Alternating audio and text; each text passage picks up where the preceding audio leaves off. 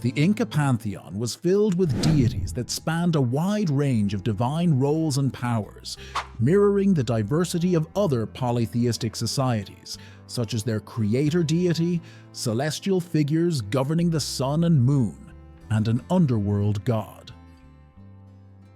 However, given the vast reach of the Inca Empire and its unique cultural landscapes, the Incas also revered deities entirely distinct from those of other civilizations.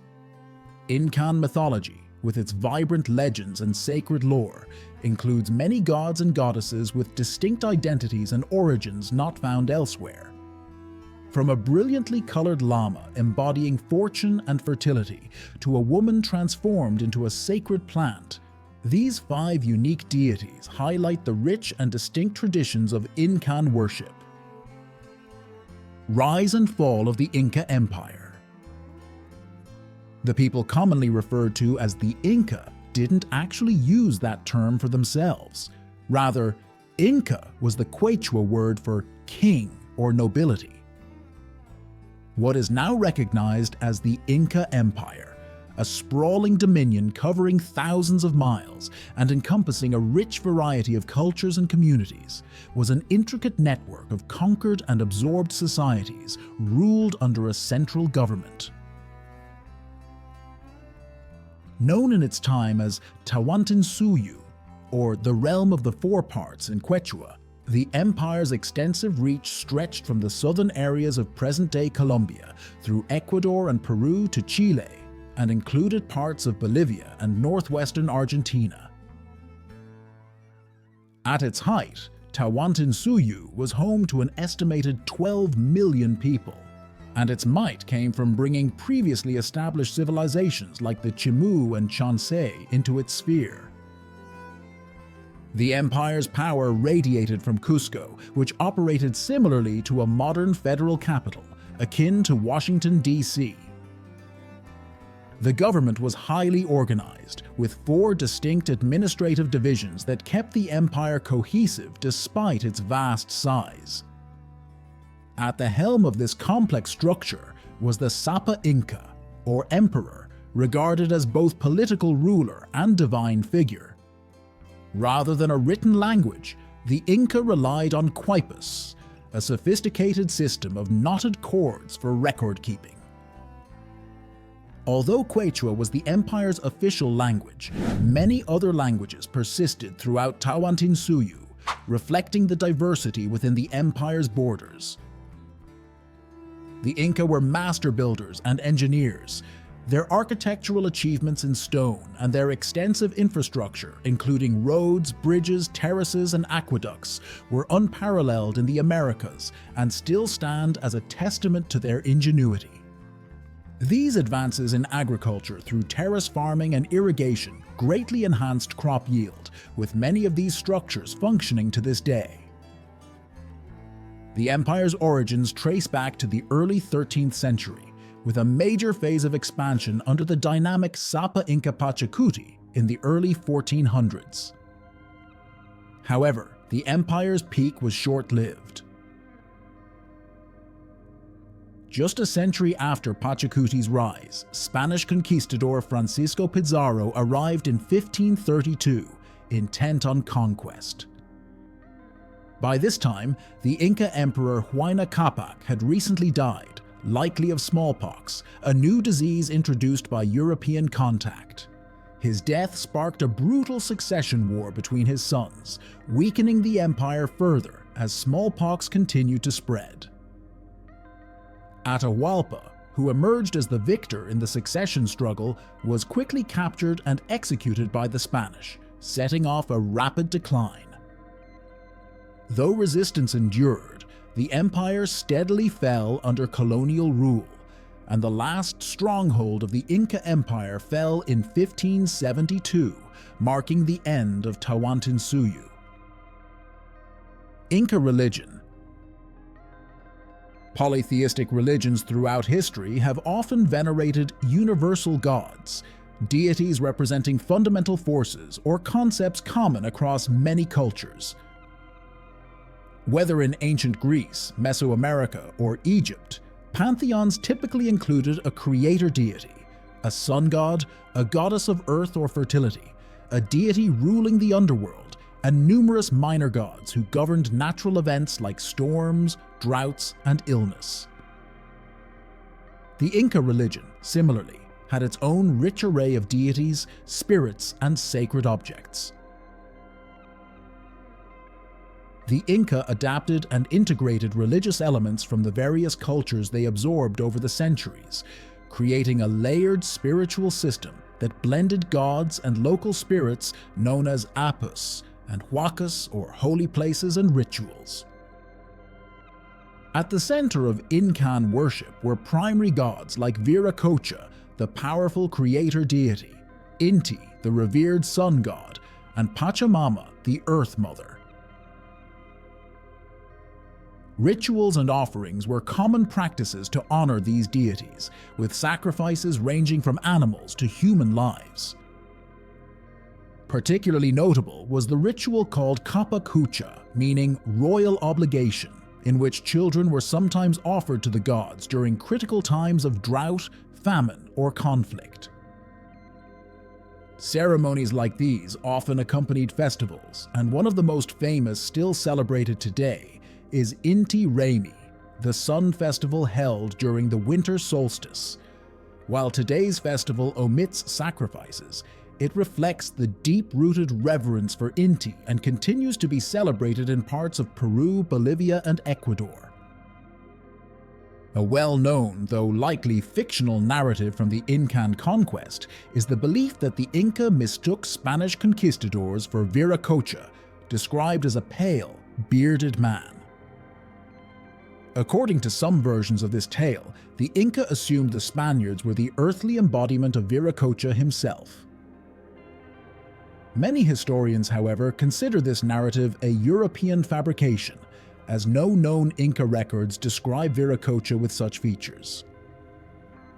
Nonetheless, the Incan pantheon is full of fascinating and unique gods and goddesses, each contributing to the tapestry of Incan mythology, which remains as intriguing today as it was in the time of the empire.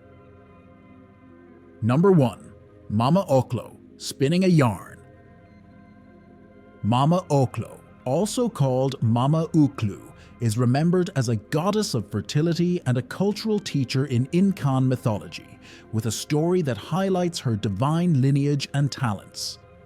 Depending on the version of the myth, she is said to be either the daughter of Viracocha, the great creator god, and Mama Quilla, the sea goddess, or of Inti, the sun god, and Mama Quilla, the moon goddess, making her Viracocha's granddaughter. The myths all agree, however, that she was wed to her brother, Manco Capac, who became the first Sapa Inca and was possibly a real historical figure. Together, Mama Ocllo and Manco Capac founded the city of Cusco, and it was said that all future Sapa Inca were their descendants, establishing a line that was both royal and divine, kept pure through sibling marriage. Sent by either Inti or Viracocha to bring knowledge and order to humanity, Mama Ocllo taught the Inca a skill that would become central to their civilization: spinning and weaving. For the Inca, textiles were far more than just clothing. They symbolized wealth, social status, and artistic mastery. Woven cloth also served as a form of tribute and held immense religious importance in ceremonies. In fact, Incan textiles were regarded as more valuable than even gold or silver. When the Spanish conquistadors first arrived, they were greeted with fine woven textiles as gifts rather than precious metals. The intricate process of weaving began with spinning fine threads from natural fibers like cotton, llama, alpaca, guanaco, and especially prized vicuña. Using a drop spindle, these fibers would be spun into a single fine thread, which could then be combined and twisted into a strong, warm yarn. The threads were dyed in rich colors and woven into complex patterns on backstrap looms, a practice that still continues in the Andean highlands today. This tradition, attributed to the teachings of Mama Ocllo, endures as a skill cherished by Andean weavers. Number 2. Mama Coca.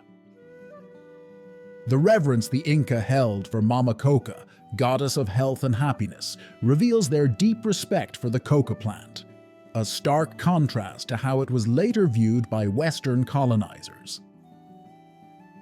The coca leaf has been essential to life in the Andes for over 3,000 years, providing both practical and spiritual benefits.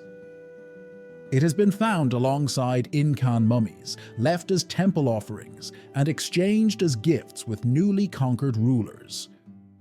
Used even in divination, the leaf was thought to hold powerful messages, similar to the way one might read tea leaves. Coca's value extended well beyond rituals. As a mild stimulant, it helped people stay energized, combat altitude sickness, soothe stomach pains, and even acted as a numbing agent for pain relief. Coca tea, made from the leaves, remains a popular remedy for these benefits.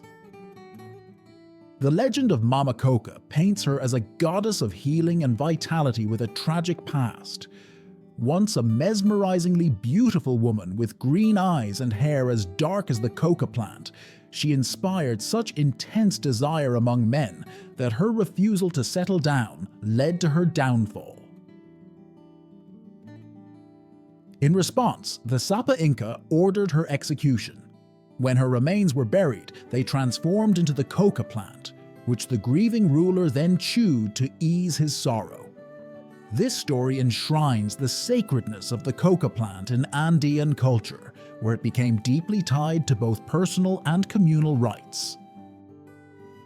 Even today, many descendants of the Inca honor the legacy of Mama Coca. One way to do this is through the Kintu, a traditional offering of coca leaves, often 3, symbolizing the 3 realms: Hanan Pacha, the world above; Kai Pacha, the human realm; and Urcuchillay, the underworld. This ritual offering, accompanied by prayer, continues to preserve Mama Coca's significance. Interestingly, coca is still quietly linked to a modern icon, Coca-Cola. While tourists may have coca tea seized when traveling home, the Coca-Cola plant in Maywood, New Jersey is the only U.S. location allowed to import coca leaves, which it decocainizes for use in the soft drink. This quiet nod to the leaf's legacy perhaps pays a small indirect homage to Mama Coca's enduring impact on the world. Number 3. Catequil. A god of thunder may not seem unique, as nearly every polytheistic religion includes one. But Catequil, the Incan deity of thunder and lightning, was more complex than most. He wasn't the primary god of thunder in Incan culture. That role belonged to Illapa. Instead, Catequil was a lesser thunder spirit associated with various myths from other Andean traditions that had been gathered under the Incan Empire. Beyond controlling the lightning and thunder, Catequil was regarded as an oracle and had a hand in a rather peculiar origin story involving twins. During the Incan Civil War, Atahualpa, one of the sons battling for control of the empire, sought guidance from priests at a shrine dedicated to Catequil. However, the response was far from what Atahualpa wanted. Some versions of the story claim the oracle warned that his actions were incurring Viracocha's wrath. Others suggest he was told he would lose to his brother Huascar, or even that his future was doomed due to the arrival of the Spanish. Furious, Atahualpa reportedly destroyed Catequil's shrine and killed the priests. Catequil's role didn't stop at weather or prophesying doom. He is also credited with the birth of twins, thanks to his unique and somewhat bizarre powers. According to legend, Catequil would transform into a lightning bolt to visit a woman while she was already with her husband. This unorthodox encounter led to twins, one mortal and the other divine. The myth speaks to Catequil's unpredictable nature, embodying the dramatic and volatile spirit of lightning itself. Number 4. Urcuchillay. Religions worldwide often feature gods with animal traits or human-animal hybrids, with serpents, bulls, and birds being some of the most common. But Urcuchillay stands out for his unusual form. He's the only known llama deity, or possibly a llama-human hybrid depending on the source. Even more distinctively, Urcuchillay is often depicted in a striking array of colors.